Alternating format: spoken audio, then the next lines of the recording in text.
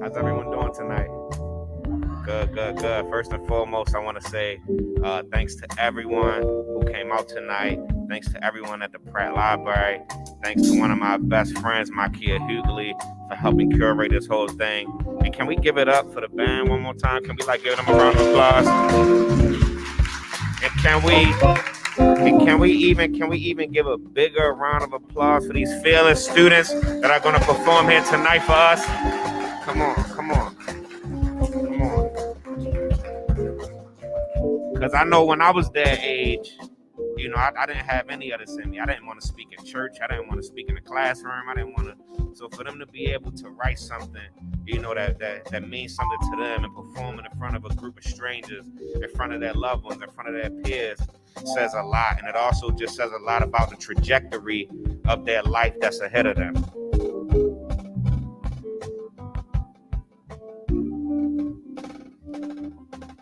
When people ask me things like who's my favorite rapper, I initially think of Tupac. But I always have to make a disclaimer because Tupac isn't just my favorite rapper, but he's one of my favorite people. If there was life on Mars and they wanted to understand what it was like to be a Black American male living in poverty and wanted to see what comprises us, the things that make us laugh, the things that make us cry, the things that provoke thought, the things that provoke pain, the things that provoke inspiration. In order for that life on Mars to understand the complexities of what it is that we face in this country, they would have to read and listen to Tupac Shakur. Tupac grew into himself here in Baltimore. The experiences he had in the city were reflected in his music, his moral code, and what he represented. We loved Tupac because he was loud. He was honest. He had no problem admitting when he was wrong. But most importantly, We loved him because he was passionate. And that passion that Tupac had is something that we all should strive towards. Not saying that we all have to be rappers, actors, poets, or writers, but there is something under the sun that we all are passionate about. We just have to find it. Having a burning passion is something that only a select few people get to experience in a lifetime. Having passion is the highest form of human expression. And at that highest form, Pac expressed himself at a very young age and persevered through many struggles. And I believe that's why we love him. When we look at the things that he discussed in his music, in his poems, in his interviews, everything from battling depression, suicide, to being fearless, to being a revolutionary, to sparking the mind of others to help change the world, speaking about what's going on in the community and ways to heal. I believe that Tupac was the definition of a warrior. Pac once said, reality is wrong, dreams are real. He wasn't saying that these extremities that many black, brown, and marginalized people face and succumb to in this world don't exist. He's condemning them and giving the people something to look forward to outside of that oppression. He's giving the people ways to unearth the beauty that lies in that oppression. When Tupac said, you know it's funny when it rains it pours. They got money for wars but can't feed the poor. He's speaking about the conditions that we're dealing with at this very moment. Billions of dollars getting spent on war and violence while there are Americans walking the streets starving, not knowing if that last meal will be that last meal. He's speaking about the number of Baltimore City schools that had to close early because they don't have adequate heating and cooling systems because of lack of funding. However, millions of dollars are getting poured into the Baltimore City Police Department. When Pac said everybody's at war with different things, I'm at war with my own heart sometimes. He's letting us know that it's okay to fail. It's okay to be vulnerable. Tupac said, death is not the greatest loss in life. The greatest loss is what dies inside while still alive. Never surrender. He said, should I just stop trying and give up? But then, that's exactly what they're waiting for me to do. And that quote is powerful, especially in a world that tries to strip the power from you. We should not be satisfying the enemy. Of course, it's not easy to pursue your passion. The things in life that are worth achieving are not free. When he says for every dark night there's a brighter day, he's telling us that things get better. And yes, everyone's better is different. Yes, the word better is subjective. But when it's all said and done, in the end it works out. Pac said, just because you live in the ghetto doesn't mean you can't grow. And that is a metaphor for the roses that grew from concrete. People in this world will judge you off of where you come from, what you wear, how you talk, and not applaud you on how and why you got here. In his own words, in Tupac's own words, he said, people die, but legends live forever. And that is why we are all here tonight, 25 years after his death, to celebrate one of the most beautiful minds that ever walked this planet. And that is why we have people here from different generations and many different walks of life here tonight. And that's why we will show up and represent him every day, every week, every month, and every year until we finally get to meet him on the other side. We love you. We thank you, Tupac, for all that you have done for us and the many generations to come. Thank y'all. Hope y'all enjoy the show.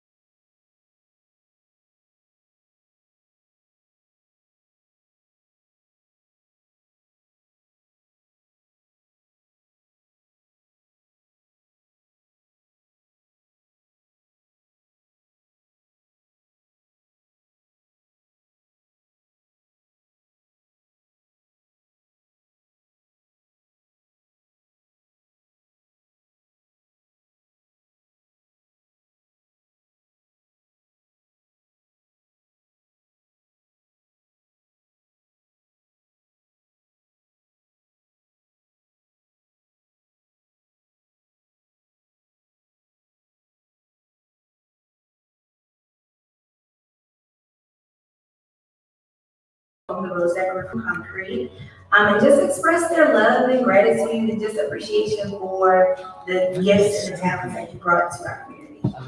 I find it extremely important that my students have role models, and we look at a lot of artists, especially that look like them. It's important for them to see people who came from where they came from. When they found out that Tupac went to Roland Park, they were really shocked. I'm glad to be participating in something this big. I really like Tupac, I've always listened to his songs. I watched probably every Tupac documentary imagined before. But I knew a lot about Tupac. But I didn't really know he went to this school for this project. So when they chose us, for this whole trip thing, it was kind of like surprising. And this is where he grew up, and this is also where I'm growing up. So it's cool because it's like he's talking about experiences that I'm experiencing right now. So it's like he's talking about this community that I'm in, and it's like this is our community, and I'm hearing this stuff in the song, and I'm like, man, this is stuff that I can relate to because it's about Baltimore. It's about where he grew up since he grew up here. So it's like, man, that's cool that he can relate to stuff that I can relate to. We analyzed the poem, and we really talked about perseverance and resilience.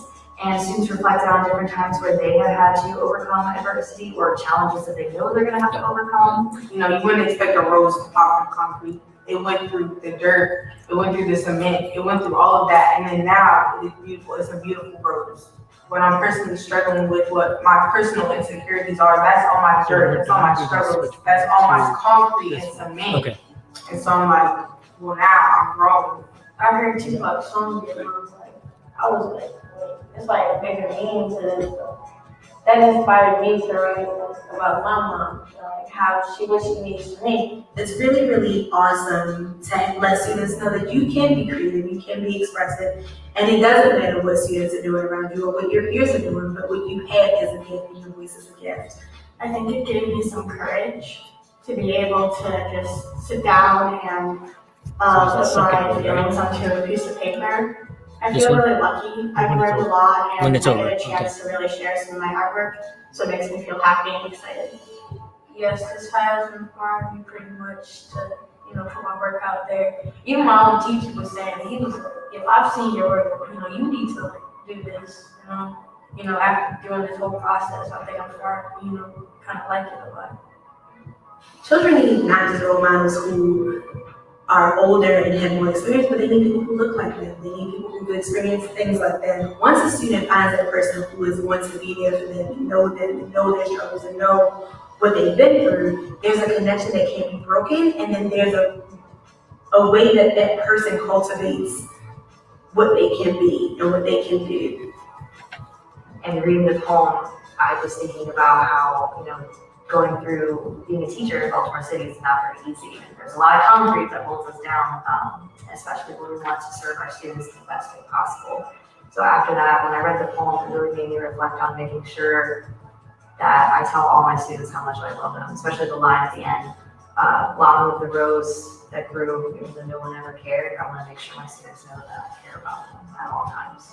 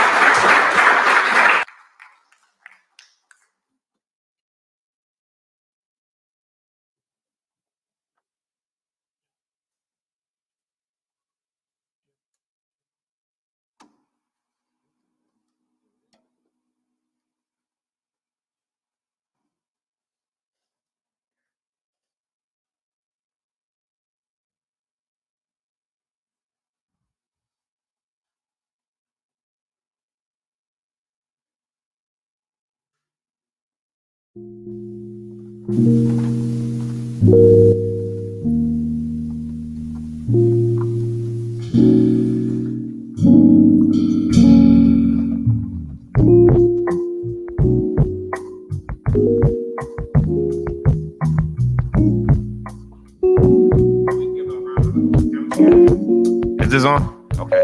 Can we give a round of applause for my kids' animation video contributed towards Tupac?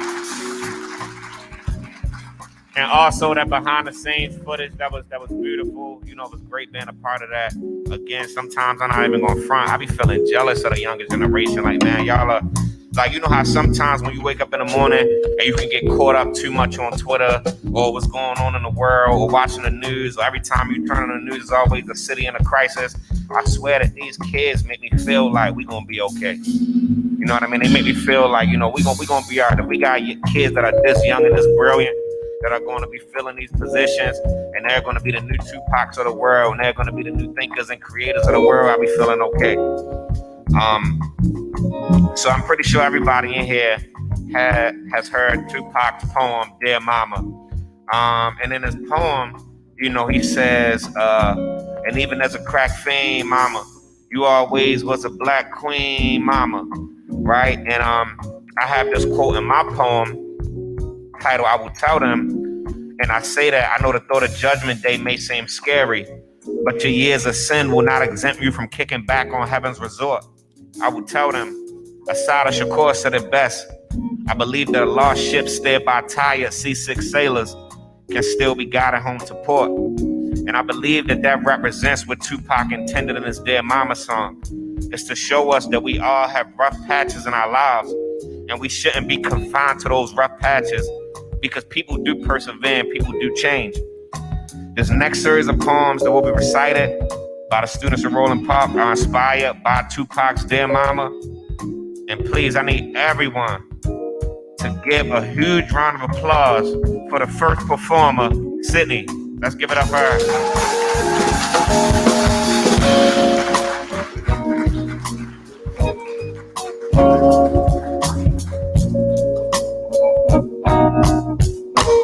Hello, my name is Sydney Sharp. I'm a 7th grader at Roland Park, and today I will be performing my poem called Dear Mama. Dear Mama, I want you to know you are a special person. Not many people could do what you do. Thank you for working so hard to feed us. Thank you for making us feel loved and safe. I hope much happiness comes your way. I hope we make you proud. I hope I can be half as good as you. Because every breath you take is out of kindness. Every step you take is for us. Everything you do makes us smile. I hope you know you are enough. With your gorgeous graying hair, you sit in your great big office chair, typing your heart away to help those in need. You work too hard for what you receive. Up at 6, not sitting back down till 10. I know that it sometimes feels like the world is caving in, the stress levels far too high, struggling to survive. But Mama, I need you to know, you are the one who defrosts me from the ice, the one who guides me when I am lost. You are my oxygen tank in this big, cold sea. Your loyalty is sturdier than a ginormous tree. I know things are tough. I know they are rough. But I really appreciate that you keep fighting despite the heartache. Dear Mama, thank you for all you do. Oh, dear Mama, I really love you.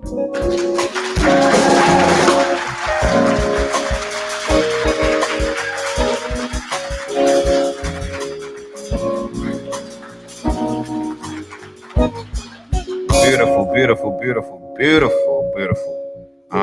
Thank you, Mama, for working so hard. It's so simple, but it's so important. Like, the matriarchs of our family, the women in our family, like, they, you know, I was raised by 3 women, 3 grandmothers, my grandmother, my father's mother, and then her mother, my grandmother, Virginia. So I just always had a special love for women. You know what I mean? That's just the cloth that I'm cut from. So that Dear Mama poem is always going to hit me, you know, a certain way. And my grandmother taking care of me since I was born, you know, like, she literally quit her job working at Signet Bank so she could get her daycare license, so she could work out of the home and still take care of her family and take care of me. These are the things that, you know, I never asked for. I was an infant, you know, but I applaud her and I praise her, and I'll do anything. I'll lay my life down for her because of the sacrifices that she, you know, gave me. This next performer that's coming up, I need the same energy that y'all gave for Sydney. So let's clap it up right now. Let's clap it up right now. Come on, Kaden. Everybody, let's hear it for Kaden.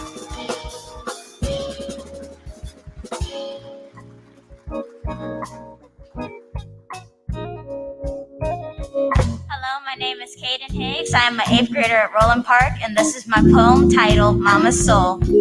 Dear Mama, you're the string that keeps me down. Dear Mama, we made it from the ground. Dear Mama, keep your head held up high. Dear Mama, we're gonna touch the sky.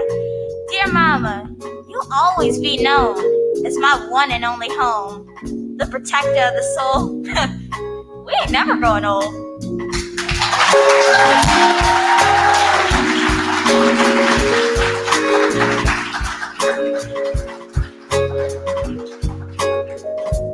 And again, I'm loving it.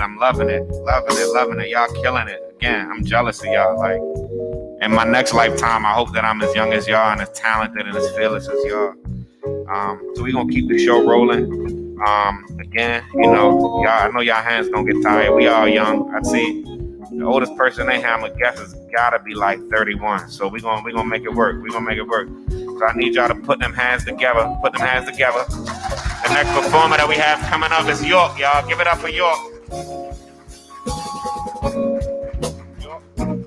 Oh, York not here? Oh, York. Asada? Oh. I apologize. Give it up for Asada, y'all.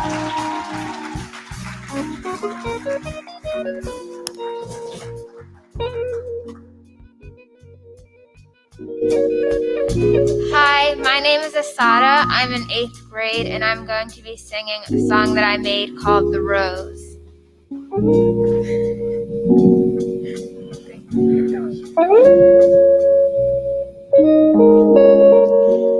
Did you hear about the rose that grew from a crack in the concrete?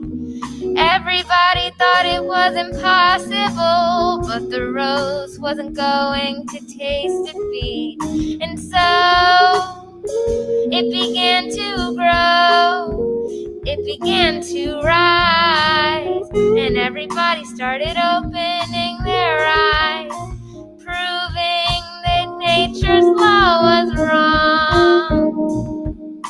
It learned to walk without ever having feet. And so it continued down that path. And it learned to breathe. The rose, the rose, the rose, the rose.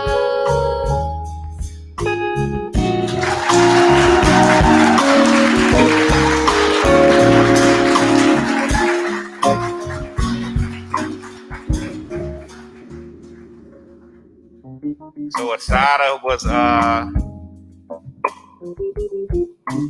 the introduction to the next portion of poems that we're gonna do, which is themed around roses that grow from the concrete. And I feel like that title in itself is just genius because, me being from Baltimore, traveling to Virginia State University for undergrad, like these things exist. People will judge you off of the way that you talk. They will judge you off of the city that you come from. So to have that inspiration from a person like Pac, like I'm still beautiful, I'm still intelligent, no matter how I choose to use language, no matter how I dress, no matter how I'm pulling up to the party, no matter how I conduct myself. Because at the end of the day, if that person has something to say, then you can just rebuttal and say, well, we in the same place, so what that say about you? Clearly you're not as slick as you thought you were, but that's another conversation for another day. But please, I had the pleasure of seeing this young dude write his poem, practice his poem, perform his poem, and y'all are in for a treat. I need everybody in here to put your hands together for Luke, y'all.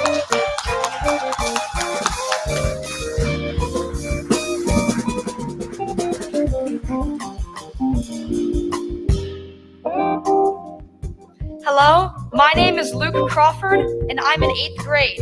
And this is my poem called Hurt. Hurt. We all know it. It's a punch, an insult, a laugh. Hurt is human, natural, yet never something we want to deal with. Some hurt others to keep hurt from coming to them. They don't understand. The truth is that hurt is where the great grow. You can't get the rose without the thorns. And those that know this truth know the best place to grow a rose is in a garden. Safe, guarded, protected. But they also know that the place where roses are most beautiful is in the streets, in the concrete, in the hurt. They know that no matter how much hate, no matter how many laughs, punches, cries, and failures, something beautiful will grow. If we can learn to hurt, we can learn to love. And our love blossoms from the seed that grew in concrete, the seed that nobody could understand, the seed that nobody expected would grow, but did anyway. I am beautiful because hurt is the best nurturer, and I am nurtured by the love that other flowers have. So throw your punch, your kick, say it, come on, say those words that sting harder and sharper than a beat. There are thousands more streets than gardens, and there are so little of those who still think that the gardens shouldn't grow outside of the fence. And they know that roses that grow in concrete are prettier, but they hold too much pride to say anything. So pick your poison. I grow in it. I've lived through enough poison that it is natural. Next time, pick love over hate, because loving will help everybody. Everybody grows either way, but you will live life how it's meant to be lived, through the beautiful hurts that flowers and blossoms into love. Become beautiful with us.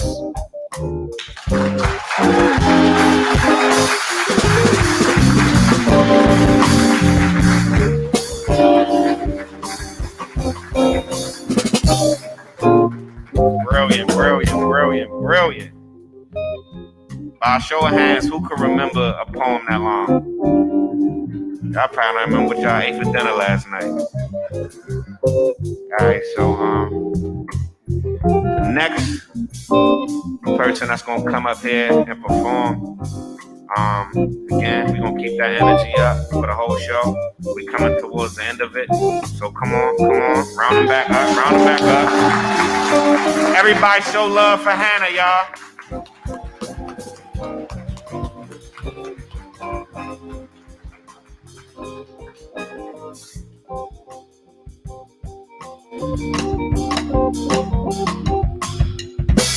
Hello, my name is Hannah, and the poem I will be reciting is...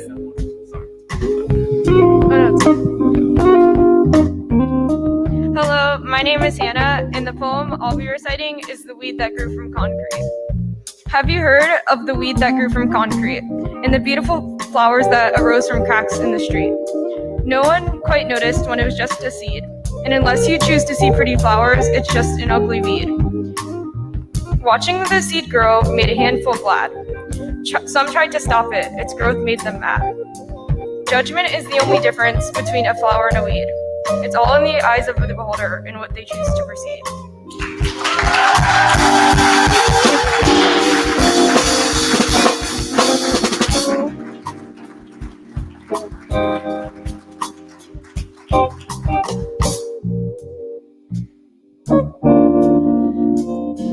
Beautiful. And I know, it might sound cliche, but when I tell you that each and every one of y'all inspire me to just be a better performer, to be a more efficient reader, to be a better thinker, a better person. Like, I really mean that. Like, if I'm fortunate enough to have kids one day, you know what I mean, I would be extremely happy, and satisfied if they turned out as brilliant, and as dedicated and as fearless as you are. So let's just give them a round of applause for that.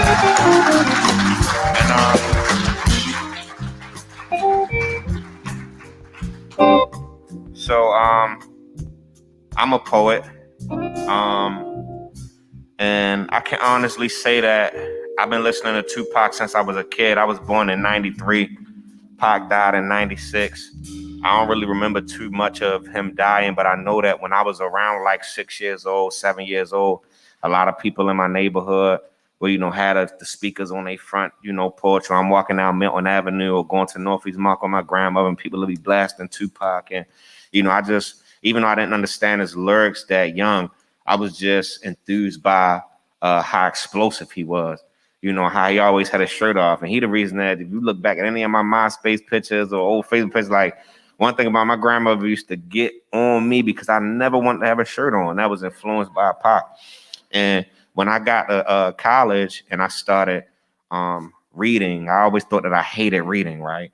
And I went to college and I had an English professor named Arnold Westbrook, and he channeled his lessons through African-American studies, right? So he would bring Tupac lyrics to class and videos and interviews, among other people like the Maya Angelou's and the Langston Hugheses or whatever.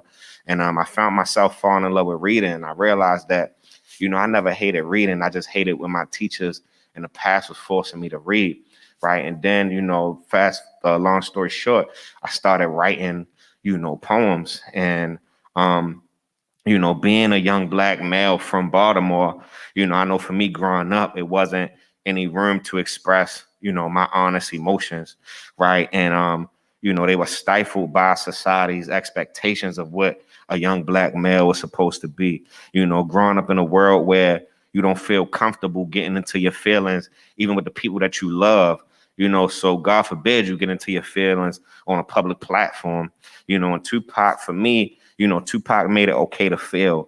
He made it okay to have feelings, through his honesty and passion. And most importantly, he made it just okay to feel human, and all these characteristics that Tupac had is what shines through my work. And these poems that I share, nothing but tears that I just couldn't afford to shed, during my younger days. And so this first poem that I'm going to perform, it's called Love Is Not Enough.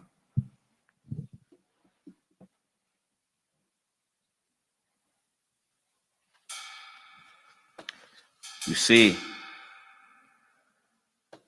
I don't know much about love,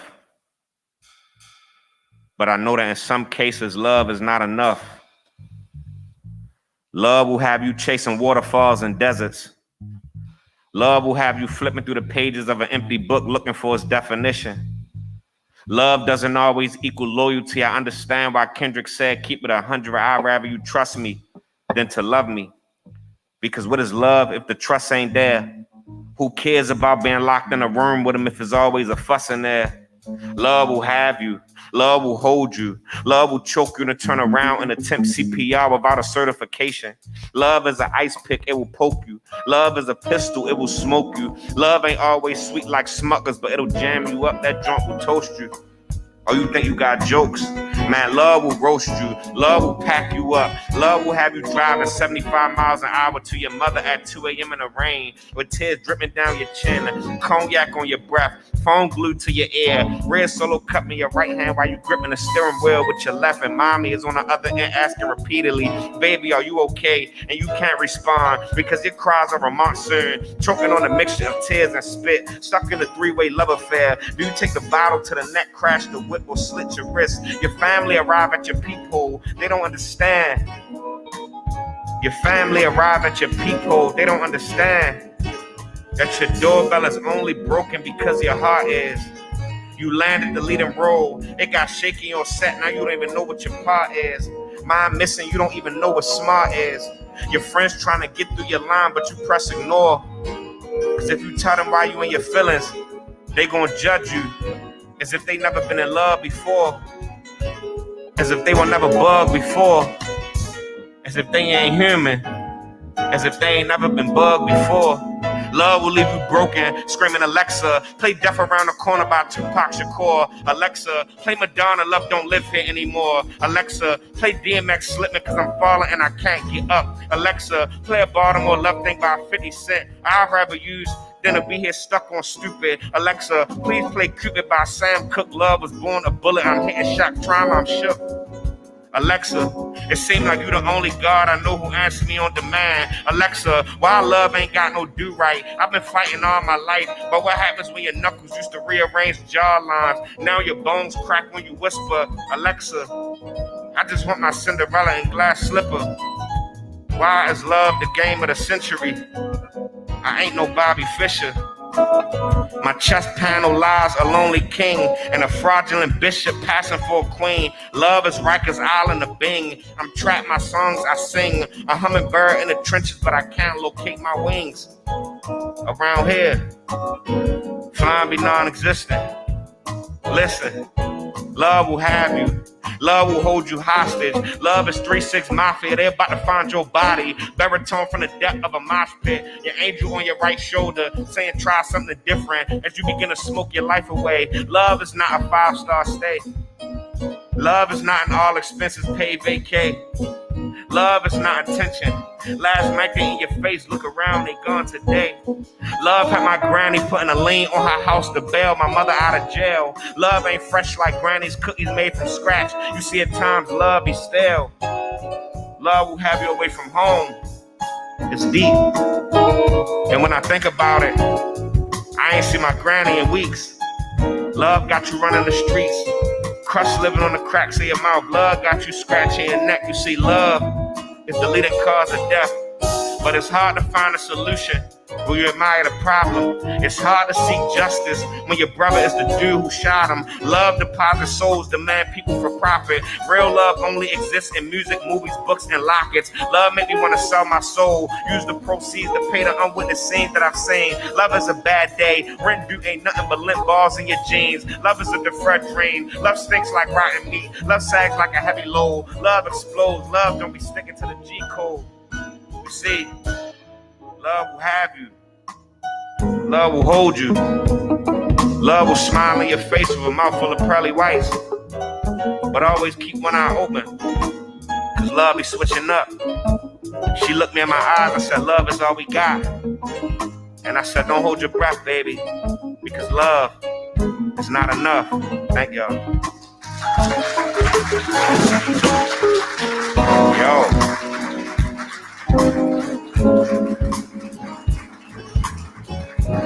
Yo, this mask is up here killing me. I thought I was drowning for a second. I had to... Jeez. Thank y'all so much for listening. Thank y'all. So I got this next poem that I'm gonna recite from my poetry EP, The Mud Was Made for Us.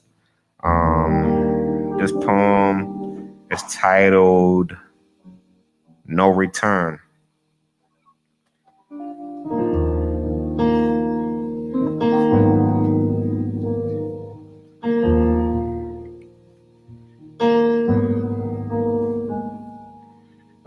I woke up this morning. I looked myself in the mirror and said, you should be nice today. But see, the way that East Baltimore is set up, soon as I walk out my front door, I gotta break down my mug and prepare to fight today. Because the kid on the playground who doesn't want to scrap always ends up with the black eye. Now I'm the angry black guy, preoccupied with the transcribes. That's engraved on my brain by the streets. We've been baptized, and you wonder why we backslide. We get beat by police, they checking for drugs and guns that I'm not even packing. I'm just going to the store to get oxtails and Newports for my granny, who shouldn't even be smoking. Life is too short. We can always identify the straw that break the camel's back, but fail to mention events that led up to the collapse. The masters of disguise. We had our trauma behind cheap liquor, Percocets, and weed. The other day I saw a tweet that reads, people swear they don't got feelings. Trust me, baby, you're not smoking your life away for no reason. There's pain behind them backwoods. I mean, what more do you expect when bullets are cracking craniums and blood is painting the pavement that our children skip to school on in these black hoods? Before Deke died, I promised that I'll cross the ocean for him, even if that means I gotta wrestle with alligators, tussle with whales, handcuff sharks on stormy nights, no lightning in jail. I gotta move mountains 2 times to move my family out the trenches. Many years ago, it seems like my mental health aborted mission. Now I'm all that's left from a traumatic childhood. A young boy who still cries for his mother, searching for God in a bottle. No Similac, no chaser, straight Amsterdam when I'm low paper, constantly getting hung by the hangover. I stumble out of bed, puking up my guts, too many rounds, another night down. Once again, another night down. I'm vulnerable, I cry, I play, I pain. I leave the hotel room, I don't say nothing to the woman at the front desk. I hop in my car, my engine, I rev, I run, I dash, I dame. I put my scars on the Jumbotron. And here we are. People digging their pockets. And they pay for my pain. Thank y'all.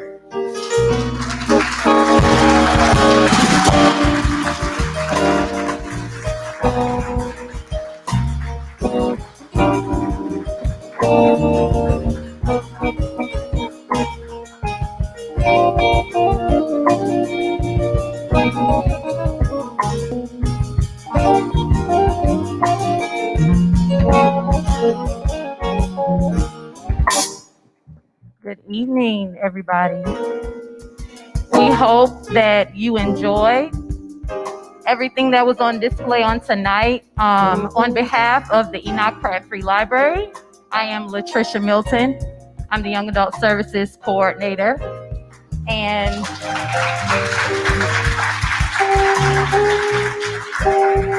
I would like to acknowledge the students of Roland Park Elementary Middle. Can you stand up, please?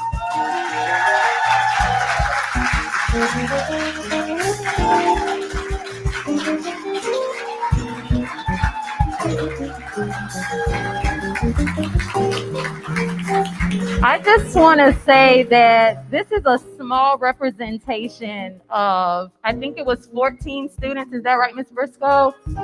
16 students actually participated in a project where they created pieces in honor of Tupac. And so these students were the ones that were able to come out on tonight, but I want to acknowledge all of them because they spent time analyzing poetry and coming up with their own representation of what that meant to them. And I kind of agree with Kandwani. I'm a little bit jealous.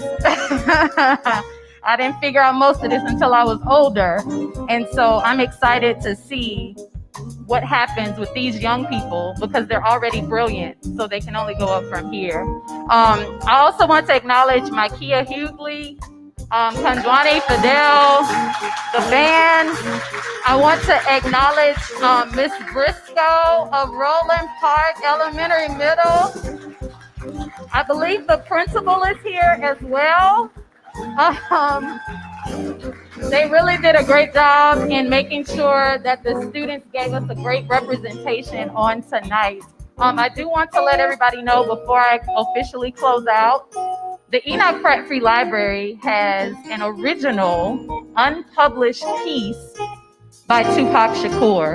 In 1985, there was a rap contest here at the Central Branch, and his piece was kept, and we have it on display when you go out the doors. So be sure to go by and check it out. You can't take pictures, unfortunately, but it's something that is held here at the central location.